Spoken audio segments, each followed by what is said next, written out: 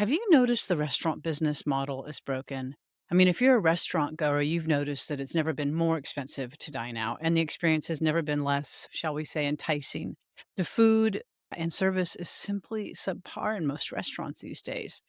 Now, if you own a restaurant, you know that it's super challenging to find staff willing to work for the wages that work in your business model, in a model with already super thin margins.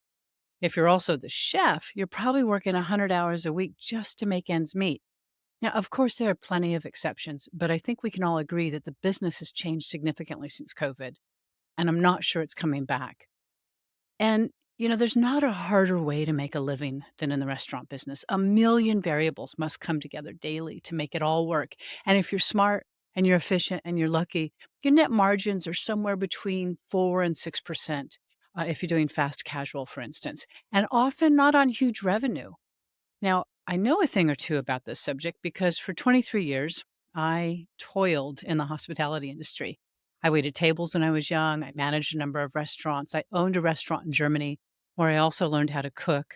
I worked in executive management with pretty big budgets and as a private chef for the rich and famous for a period of time.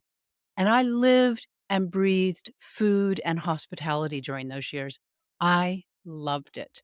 The business has a tendency to draw us intense types. I mean, I love the fast pace and managing those million daily variables because when it all came together, it was magic. But it seems to me that there's very little magic left in the business these days. The old school formula simply doesn't work any longer. But I do think we are about to see a restaurant renaissance. And I think it's coming soon to your neighborhood. In California, on September 18th, 2018, Bill AB 626 passed into law, allowing home cooks to sell directly to the public either in their homes or for takeout. Now, each county must agree. There are 58 counties in California, and only a handful have actually brought in the regulatory bodies they need to manage this. But others are coming around. And the home based restaurant business makes sense for so many reasons. Now, first of all, historically, restaurants have been family businesses run from home. And in many places around the world, they still are. I've eaten in home based restaurants in Mexico, Brazil, Spain, Thailand, and of all places, in an older French couple's home in Malibu. For a handful of years in the 80s, in the land of great restaurants, their home style French food restaurant, with seconds often being served right from their copper pots and pans at the dinner table, was one of the most coveted, restaurant reservations in LA. It took months to get in. Same in the 90s for a restaurant near Barcelona where I had one of the best meals of my life. The cook was close to 100, and her 80-year-old daughter served us the most gorgeous Catalonian food you can imagine.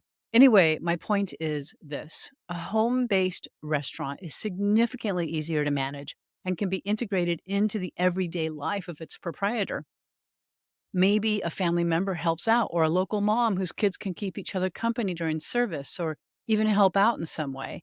And for us eaters, I mean, think about it. Wouldn't it be awesome to know that you could pull up, say, maybe an app on your phone and find a home based restaurant right in your neighborhood, either for dine in or for takeout, a place where you could maybe meet up with your neighbors every once in a while and eat for a reasonable price, knowing that the proprietor is making a decent wage?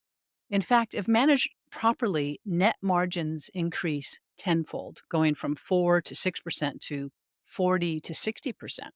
And for those of you worried about food safety, it's not hard to learn food safety basics. I mean, believe me, when one or two people are handling your food, it's much safer than the 3 to 6 people who might be handling your food in a larger restaurant. All home cooks must be safe, serve, qualified, which means they understand the basics.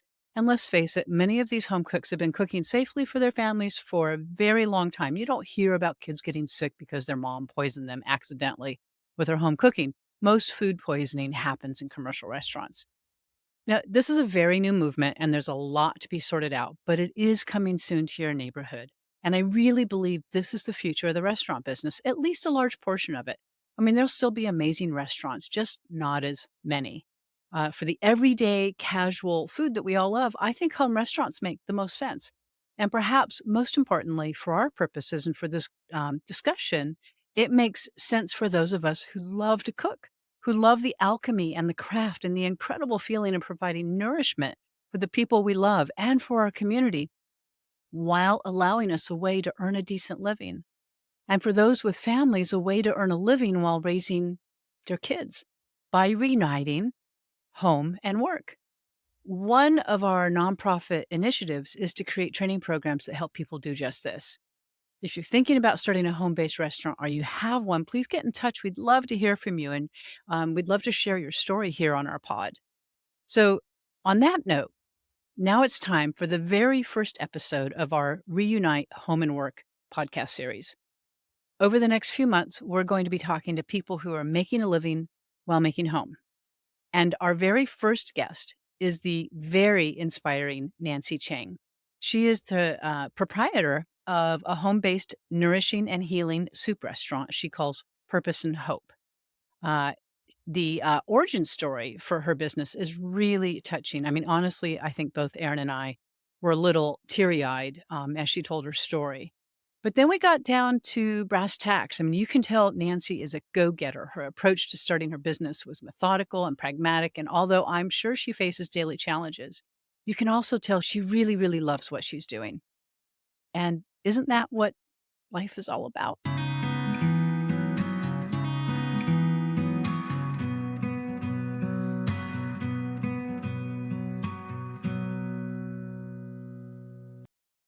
Hi, Nancy. We are so happy to have you with us. It is a pleasure to be with you both. Thank you so much for having me as a guest. So, Nancy Chang is the founder of Purpose and Hope, a healthy soup company in Oakland. And we are going to be talking about her business today. Nancy, how long have you been in business? This month will be my 3-year anniversary. Wow. Wow. And So what you did got you started right during the pandemic. It is my COVID baby, It yes. was your COVID baby. Wow. And what did you do before? Previously, when I finished college, I was working for Enterprise Rent a Car. I was hired on as a management trainee, and I worked there for about 11 years. And when I ended my time there, I ended as a corporate business account manager. And when I was working there is when I had my experience with my mom going through cancer and this idea of wanting to serve people in this space through healing and natural foods. And so that followed me until it started in 2021. Did your business background at Enterprise help you in any way in terms of setting up your soup business? I think when I was doing account management, the area where it really helped me feel that there was a space for exploration was seeing how many different businesses existed. There were really what I really love about the Bay Area is that you can have kind of a zany idea and you can turn it into a pretty unique and thriving business. And that was a seed that made something that I didn't have a background with a family that was entrepreneurial or anything like that, but just kind of seeing that through my accounts made it feel that maybe there was the possibility of a door being open for me in that way. Got it. And how about cooking? Did you have any were you an avid home cook? I grew up in a home where I'm a first generation. I came from I'm first generation. My parents immigrated when they were in their 30s, and when we lived in Albuquerque when I was growing up in the 80s, and so there really wasn't a cultural food connection at that time. My mom made food primarily at home, but I don't think that I really appreciated what that was until she was diagnosed with cancer. Until I really saw food as a way to not only take care of her, but just an expression of care and love for others. So that's really what started me on my more meaningful level of food. I was a vegetarian before and is very much on a standard American diet previously until I saw how important it was and how much it had an effect tangibly in our health and our quality of life. Right, right. So tell us then a little bit about your story with your mom and the inspiration to start your business and what was that process like? And where are you from? I'm sorry, are you from China or Korea or My parents are from China. I was born in Taiwan, and then when I was 3, we immigrated to Albuquerque, which is where I grew up. got it. And then when I graduated college, I moved to Oakland. So your mom was cooking Chinese food?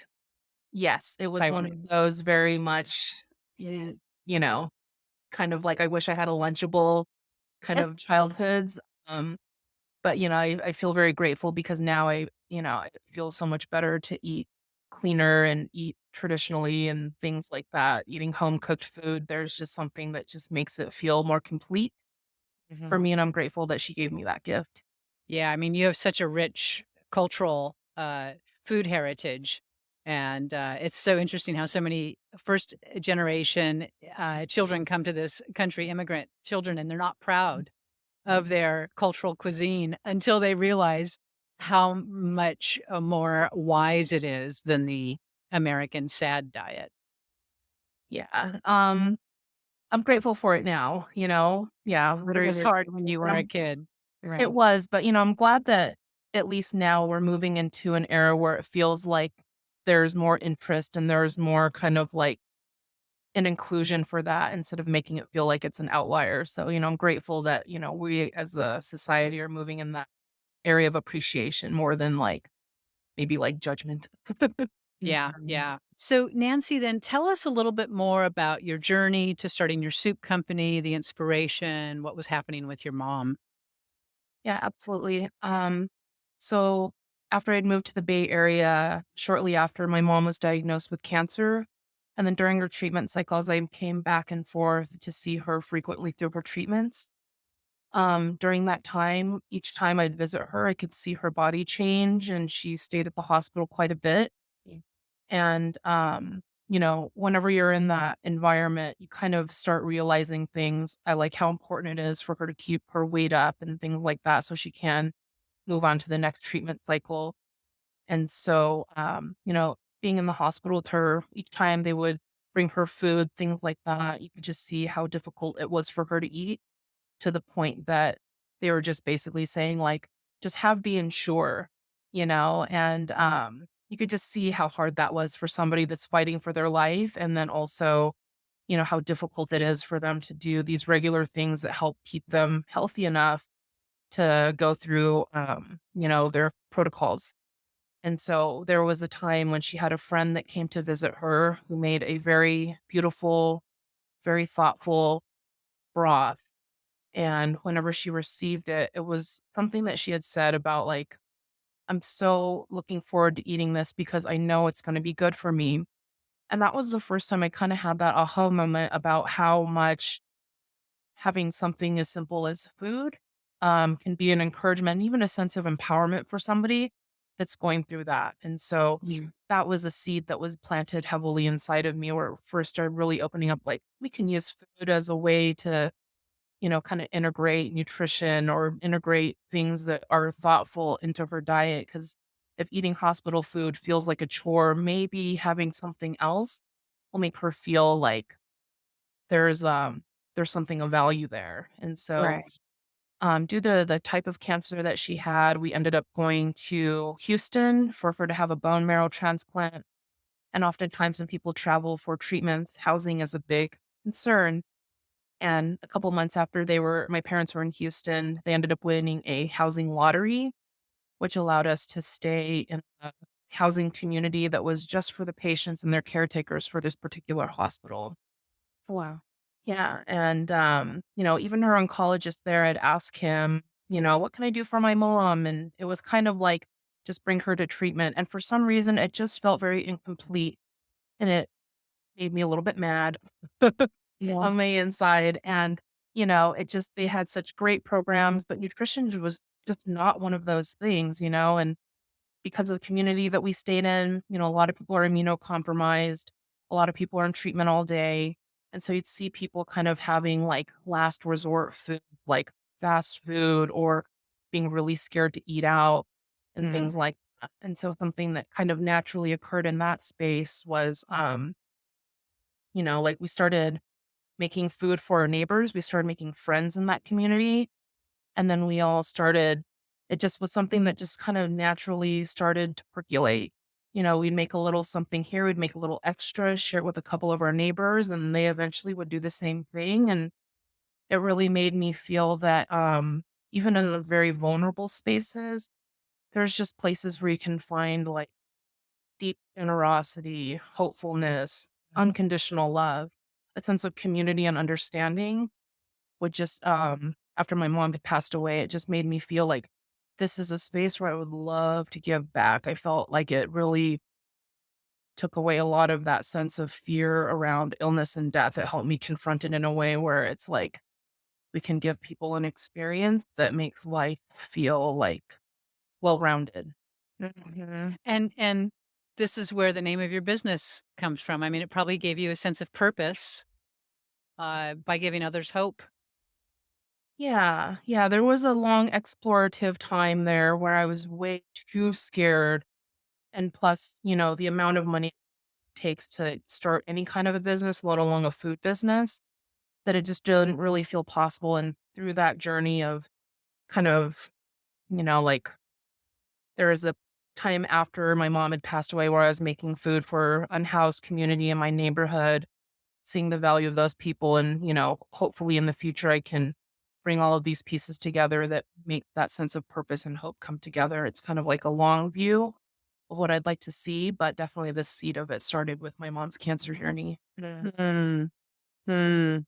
right, because there was some you not only addressed the nutrition component of healing, but then also, I'm sure just the act of bringing in new fresh flavors and sort of demystifying, the experience of eating for those people that were going through treatment was really powerful. So it's amazing that it produced this vision, and the business, which is I think where we'd love to kind of dive in next, is about the business, because as you mentioned, there's a huge startup cost. It's a big risk. So what were kind of the other circumstances that um made you feel like you were ready to take the plunge full time and to leave your job at Enterprise? It was from when I first wanted to start my business to when I actually launched my business, there was actually a 12-year window there. It Okay. wasn't Wow. something where I just was like, this is what I'm going to do and I'm going to jump into it. Mm. After my mom passed away, and had this very nagging voice that was kind of reminding me, if you don't try this in earnest, like at some point in your life, you'll be older and you'll regret that you never tried. And so that was just kind of like something that just kind of ate at me for a long time because I was working a corporate job, I was fine financially.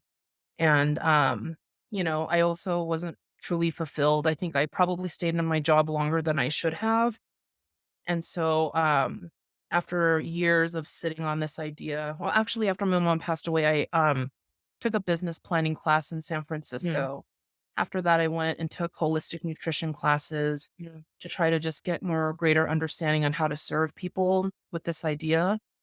And as I got closer to the end of my education there, it just all of the costs, the responsibilities, who I was at that time as well was just it was just too scary, and, but, that voice was always there. At some point, I felt like I was going to try to I don't know, I felt very lost as far as what I was gonna truly do with my life. Yeah.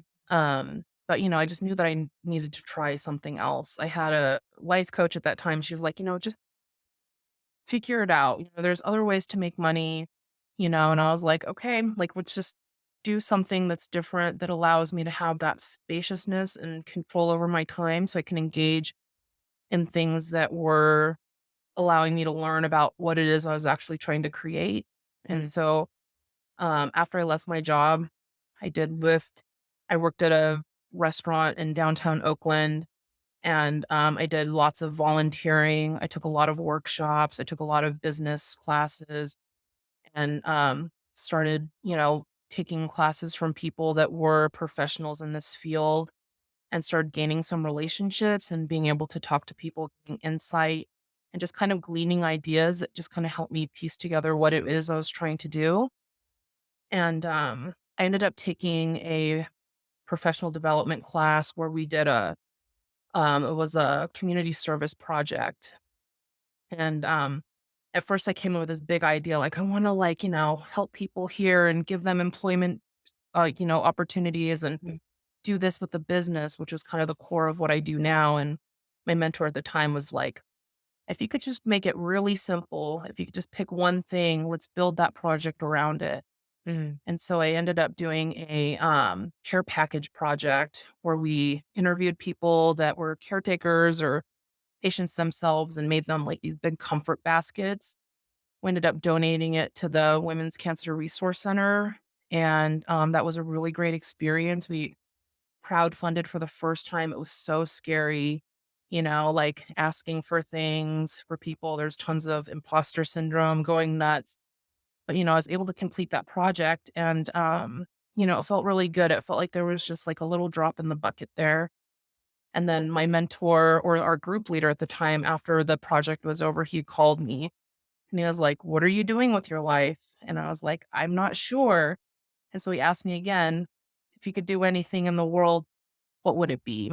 And so I kind of pulled back together, like, this is actually like the idea I'd love to do. I'd love to provide healing foods for people that are in this space because I have a sense of connection to it that just feels very enriching. And so he encouraged me to go talk to people, pick those things out. And then along the way, I met this wonderful oncology dietitian Mm. who just spent her heart and her time just kind of really talking to me about through her clinical experience, what she saw as far as trends with her patients, who did well, what were the things that they were doing that helped them kind of have better outcomes. And so that's kind of how it turned into soup, because of it being such an ideal vehicle that's easily digestible, a good way to get nutrition and all of these different, kind of like nutrients and minerals that are like typically missing from our standard American diet. Yeah. And so that's kind of how that started. But, there's been so many wonderful, amazing people that have kind of helped me along the way. But those are probably some of the most important people that kind of came through and helped me open up this business. Well, it's quite a journey, a 12-year Yes. journey. I think it's so smart that you got the chops first. You learned how to, you learned how to cook, you learned some business strategies, and when we're talking to some of the people that will eventually go through our nonprofit, training people to make this transition. That's one of the things that I think is really important to know, that it's not something you decide from one day to the next. You got to really connect with it, with your soul, with your heart. It's got to really be a strong. There's got to be a purpose, mission there. But then there's got to be the knowledge, right? And so I really commend you for doing this. I was in the restaurant business for 24 years. I was a chef for a number Mhm. of years before I started, a natural food company. And so I know it's a big responsibility, and it's a real expression of love to make food for people, and then to take it to the next step and make it for people, food for people who are sick. Is I've cooked for people going through chemo. It's an incredibly powerful experience to see how much love you can put into something and see it transform somebody's health. There's a real connection there that is hard. It's a very intimate connection, and so I'm just so impressed with you taking your experience and turning it into something so beautiful. Um, do you make your soups, your beautiful soups? And by the way, you've got to go on her website and look at all these gorgeous soups that she makes. And they're very reasonably priced for the high quality ingredients that you're putting into them are just amazing. One of the things I noticed on the video on your website, it looks like you're making the soup in a commissary, So or are our you making them in your home, or how are you doing? Where do you make the soup? No problem. So the video on my website, that was something that we were filming for a crowdfunding campaign. This was in 2019, right before everything kind of went into a whole new direction. Yeah. And so at the time, AB 626 or MECO was not available in my county, which is Alameda County yet. And so it was kind of building up that story as far as what we're doing and then where we'd like and about the service. And so, yeah, I started my business and I'm still operating from my home kitchen. It's Great. funded by my county, which I'm so grateful for because when I started my business, we did a crowdfunding campaign. We raised about $7,000 through friends and family. And when you have that amount of money and you're bootstrapping, the lifespan of your business to be able to be financially sustainable is very short. And so I'm very grateful that being able to cook from home became available during the time that my business was starting because that was probably the biggest blessing, and that's probably the reason why my business is still in operation now. And you're in Alameda County, That's is that correct. right? Mhm. So I think it's one of the only counties in Northern California that's passed AB 626. And for our listeners, AB 626 passed in, was it 2019 that No, it passed? they passed in 2021 in Alameda County. I believe But I Riverside mean, was the first. I think for the state, it passed in the state, I think in 2019, and Oh. then Riverside Mhm. County was the first down in Southern California was the first to adopt it. But what Newsom did is he passed it, but then each county in California has to, I think there are 62 counties, has to adopt it individually because they each need a budget, and it's no small thing to start regulating a new area.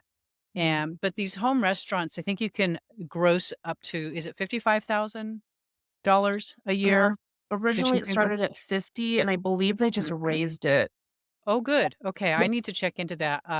I know with cottage food businesses, they upped it from something like 55,000 or something to 150,000. It's like Mm. that takes it from being a hobby business to actually you could make a living if you got your margins right. You're doing a good job with your costing and managing your ingredient sourcing and managing staff. If you've got, do you have anybody to help you? Do you do it all on your own? When I am busier, I have a couple people that I can call on that will actually have like a friend that has culinary experience and that will come and help me. Got it, got it. And so MEHKO, when what Nancy means by MEHKO, it's MEHKO, and it stands for Micro Enterprise Home Kitchen Operation, and it's a bill that passed that allows Californians to start a restaurant in their home. Do you ever have people come to your home, or is it all takeout? For my business model, I do pickups and I do delivery. I live in an apartment. And so especially when it was starting around COVID, I figured that for me, and then also the type of people that I'm serving, it was less like a dine in and more like a service that they can have at their own home. And Right, right. And it's, I mean, that's amazing you can do it in an apartment. Do you have like one of the electric soup kettles, or are you doing everything on your stove, or oh, I love my gas stove. you've got a gas stove that you cook everything on in big soup pots? Yes. And then I love do you freeze things? Do you have like a make day? Like what are the logistics? Take us through a week. Like do you have a make day, a pack day, a delivery day? Yeah, so for me, I do pre-orders every week. I produce once a week. I try to keep food waste as low as possible, and so I have people pre-order. I have a program where I have all of my recipes, so I have like a very exact shopping list for the soups that I'm producing. So basically for my business right now, people order and they submit their orders by Tuesday night by midnight. And then I will consolidate all of my orders. I'll create my shopping list from that. And then Thursday morning, I go and do all of my produce pickups. And then Friday, I'm prepping and cooking. And then I bring everything down to temperature. Everything's refrigerated. And then I deliver them cold to my customers on Saturday. That's currently how I do it. And yeah, so I do it fresh. I don't send my soups to people frozen, but they can freeze it if they choose, but I like to give it to them fresh. Yeah. Mm. And what program do you use for your ingredient shopping list and management? Do you have I've an been app that using you like? I love Parsley software, that's what I've been using, and, they the the person that has made that program, I am so grateful. It helps me reduce waste and keeps everything in track and organized nicely. Does it also help you figure food cost? It does. It does. Okay. Great, great. And So what can I ask, what do you end up in terms of net margins? Do you know, like, after accounting for how much you pay yourself and ingredients and, how much do you think your net margins are? My cost of goods with packaging averages between 18 to 28%. And then with labor? That depends. Yeah. I Do you with when I have friends help, then it definitely will take about 20 to 30%. got it. So still you're in the 50% range in terms of net margins, 40 to 50% after labor. After labor, but then there's a lot of peripheral costs as well, with with fixed costs, then there's like another layer as well. Right, G&A, right, general and Mhm. administrative, right? Because 'cause you've got insurance. Now you're a sole proprietor, right? Currently I am with Yeah. insurance, yes. Mm. Yeah, the next person we're talking to is trying to become an LLC, and she's a cottage food business, and apparently you can't do that in California. You can't. So it's interesting. Are you protected legally? Like if somebody gets sick off of one of your soups, which happens to the best of people, but I don't. I think there's less of a likelihood in home cooked food than in restaurant food. I can say that with a lot of confidence. Almost 99.9% of all food poisoning cases in this country are in restaurants. Uh, but if somebody were to get sick or something happened, if somebody wanted to sue you, are you protected legally as a sole proprietor?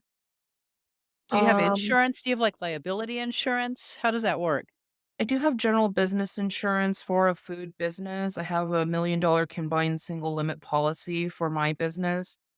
Um, but yeah, that was something that I was very much considering in the process of my business as far as like what the right legal entity is, because I think the standard protocol is to form an LLC and to have insurance. And then I've taken a lot of business planning classes, um, where, they say that, you know, up to a certain point, maybe if you have employees or you have more like, like company vehicles or brick and mortar in place More and things like exposure. that, then possibly an LLC would make more sense, because in Yeah. California, $800 might be a good trade for a umbrella, kind of a little bit of a barrier film for Yeah. liability.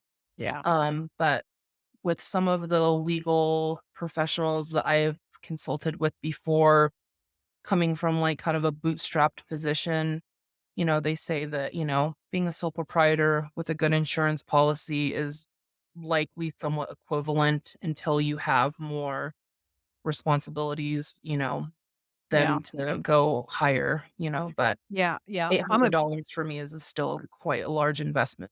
So you're speaking about the cost to start an LLC or the yearly fee for an LLC in California, Oh, the yeah. I mean, $800. Yeah. if you have the Just making it funding, clear for our listeners. Yeah. yeah, I mean, some people feel more protected and safe by that, and I think with each person that's starting a business is just weighing what the practical pros and cons are in your own risk aversion, Right. so it's And I if you think own a home and all, there are a lot of variables. I have been a sole proprietor. I've had an LLC and I've had an S corp. Mhm. And with each degree of legal protection comes tremendous cost because it's not just the $800 for the LLC yearly that you have to pay. It used to be 600, it's gone up. It's also now you've got to have a bookkeeper who can really and you pay a lot more in taxes, and it's just so much easier as a sole proprietor. Uh, I'm a big fan of remaining a sole proprietor for as long as possible, like, up to a pretty good amount yearly. And again, if you don't have a lot of employees, the one thing I don't fully understand, and I would be reticent to, hand out any legal advice on this, is if you own a home, what sort of liability there is. But if you're making food for people and you're doing it with yourself and maybe a friend or one employee, like your liability is so low. Uh, you know, and that's something that, we talk quite a bit about when I talk to people who are thinking about getting into the business, or I tell them about, oh, this Miko in California, and you can start a home based restaurant. A lot of my friends will go, well, wait a minute, is that safe? How do you And it's like you can teach food safety in about 30 minutes. That's not the hardest part of a home based restaurant. The hardest part is marketing, sourcing, ingredients, understanding the business aspect of it, and how to get customers, and how how to have a consistent business. These are the things that take some effort to train people to help them. I've seen Miko's where they're like going to Trader Joe's to get their ingredients. It's like, well, if you're paying full retail, your margins aren't going to be very good. Mhm. And so, um, yeah, I just anybody who's listening, I can't emphasize enough. I think home-based cooking is pretty safe, and especially when you have a relationship with the person who's preparing the food for you. There's a lot of transparency just in the nature of how small this business is, this relationship, and the transparency of these types of transactions. Absolutely, and just to piggyback off of that too, is just like I am permitted by the Department of Environmental Health through Alameda County. I also have a Serve Safe Manager certificate. They come and they check all the temperatures of cold holding, of hot water, making sure that you're sanitizing everything correctly. So it's just something where, like those things are definitely in place and those things are part of, being able to be permitted to do the work is to make sure that you have everything in place. So the likelihood of somebody becoming sick is lessened, especially if now with Miko, you have perishable foods involved. You want to make sure that you're taking care of people. Like I'm grateful that I can be permitted in my home to even serve kind of like a sensitive demographic, Yeah, and yeah, so those are all things that are a part of it. Marketing is very challenging and building your customer base. It's not just a build it and they will come, but it's also like make sure that you're prepared to serve people in a way that is like dignified and thoughtful and respectful of who that end consumer is. yeah, yeah. How have you done that? I was curious, how has it been in terms of building and marketing your business? Where are you seeing the most success in terms of who's attracted to your soups? Oh yeah. That is a very good question because I think that that has, for me, I'm realizing the more I mature in life, the more like this beautiful introvert has like kind of, been a little bit more of an available, like character in who I am, especially around my business. I think it's, when we're building something that's from home, that's from whatever it is that you're trying to contribute back to your community, I think that naturally that comes with like this thread of like vulnerability. And a lot of times I have challenges with that. I think what took me so long to start my business was just like feeling like I'm unworthy or unqualified to do like this idea that I wanted so much in my heart, and so I think marketing and putting yourself out there can be very challenging.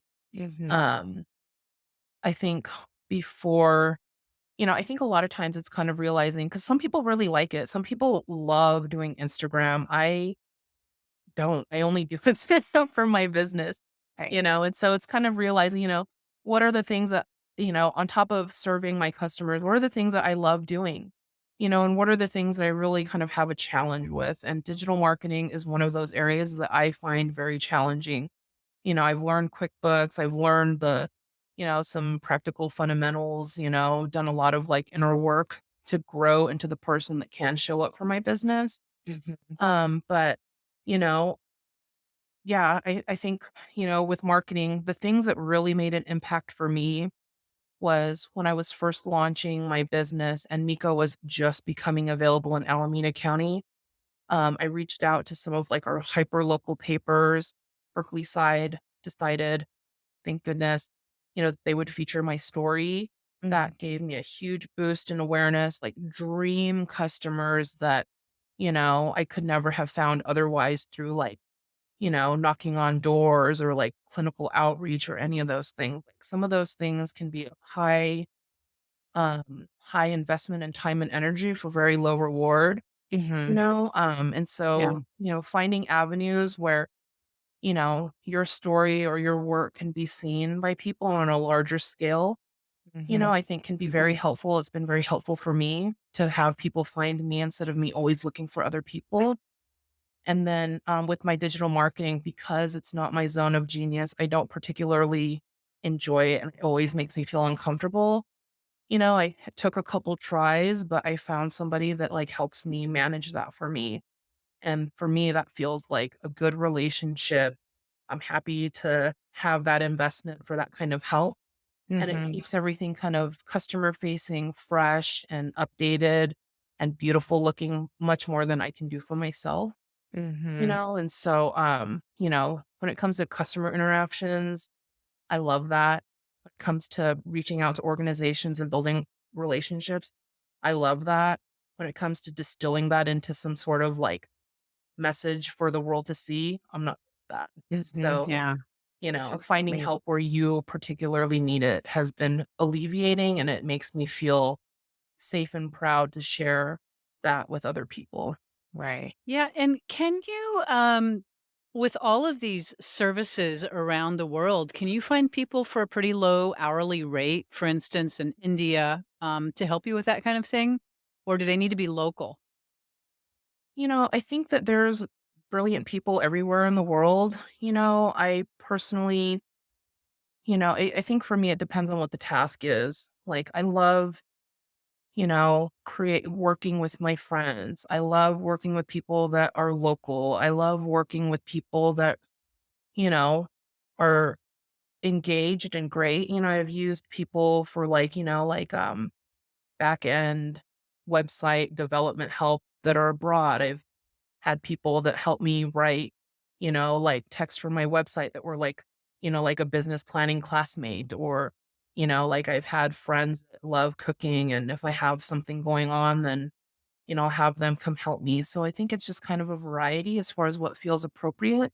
Mhm. I think Mhm. sometimes cost is an issue. And if you find somebody that's a wonderful help and you're making sure that your taxes are clean, and you feel like that's a good exchange, I think that we're kind of in a global economy now, but Yeah. for me, I also find a particular meaningfulness in being able to plant good seeds where my neighborhood is as well. So Yeah. I'm a little bit in a diversified kind of like place for reaching out for services. Yeah, Yeah. and we haven't talked much about sourcing ingredients, but I saw on your website that you get a lot from the farmers market. You work with a lot of local producers in terms of sourcing your ingredients, and that's so amazing.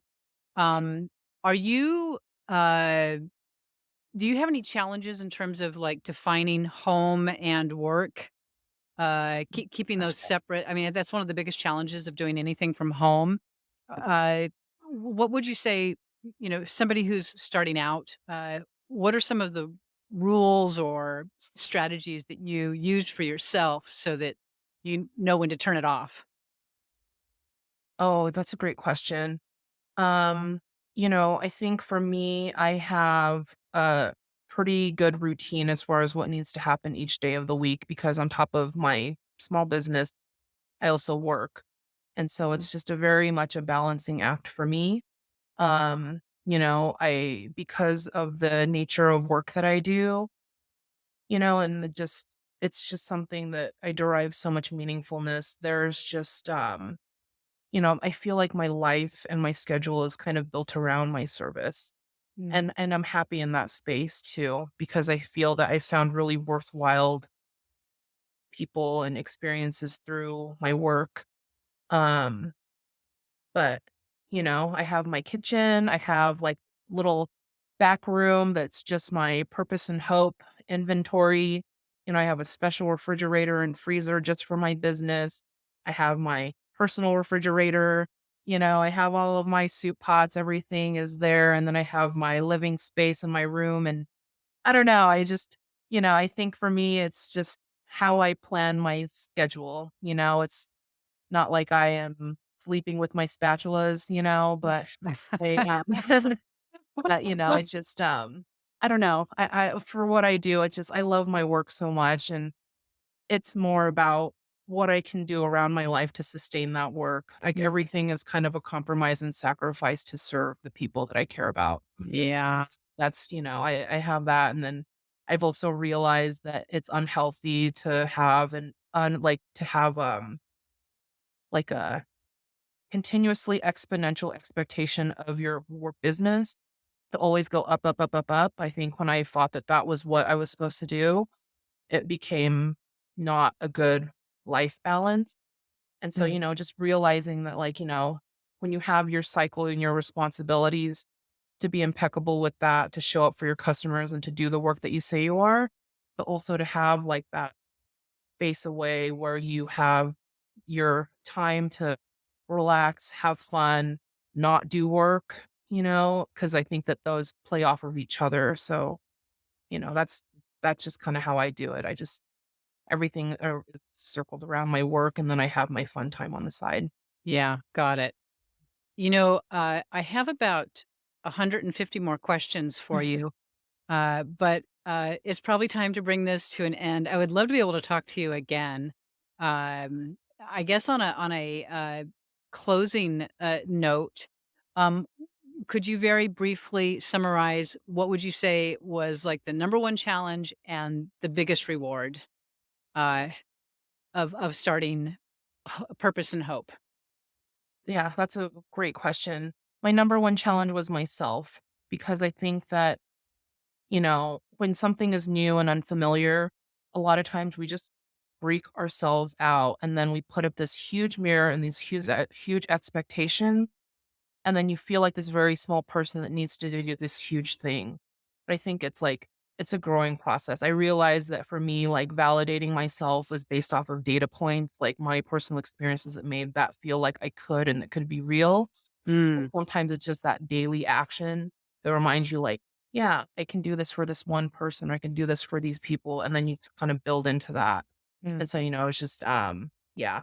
For me, myself, my biggest challenge was just giving myself the evidence to believe in myself. mm, That mm, took education, that took self-investment, that took facing some of those things we don't really wanna look at. mm, mhm, The most rewarding part of my business is the people.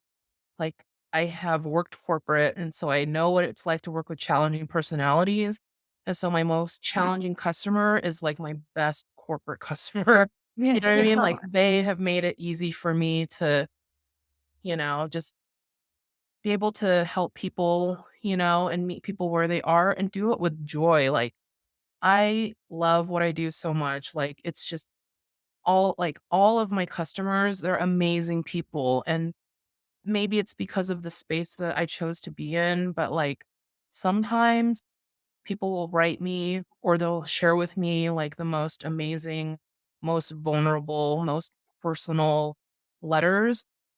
And, there's times in my business where it just feels like, is this even realistic? And like those things like have been like infused a sense of wealth and like possibility that like exceed any sort of like immediate financial gratification. Mhm. So, the people make it like just a complete pleasure and worthwhile journey to like try to attempt. Wow. and it's hard to put a value on that. It's priceless. Like Yeah. those have been the most encouraging, beautiful, most meaningful exchanges. And it makes my life more colorful. Well, talking to you, and hearing your story is part of why we love what we're doing. So thank you so much for your time today. It's truly been a pleasure getting to know you a little bit and hear your story. Thank you so much. It's an honor to be here with you both and everybody listening.